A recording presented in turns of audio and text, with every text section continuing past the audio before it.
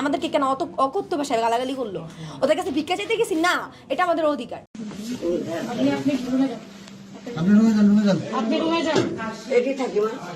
আলোচিত সমালোচিত জুলাই যোদ্ধা তাহারিমা জান্নাত সুরভি টঙ্গী থেকে গ্রেপ্তার।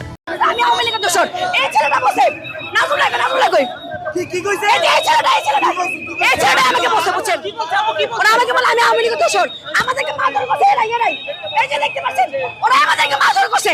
দেখেন, এই যে দেখেন ওরা আমাদেরকে মারধর করছে।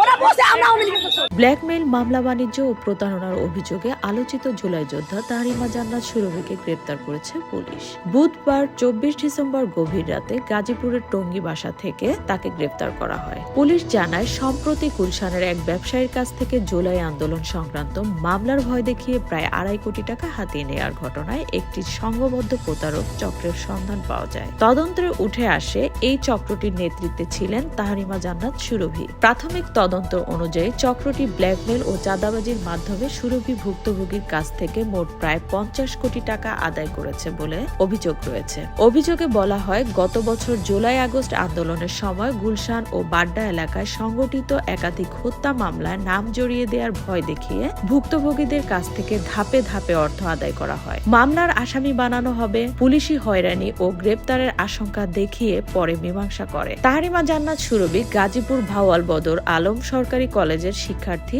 সামাজিক যোগাযোগ মাধ্যমে ভাইরাল ভিডিও, বিতর্কিত কর্মকাণ্ড ও টার্গেট করা লাইভের মাধ্যমে তিনি পরিচিত মুখ হয়ে ওঠেন।